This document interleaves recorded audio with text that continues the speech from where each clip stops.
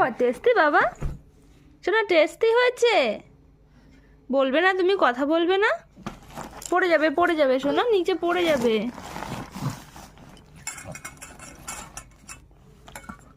হুম হুম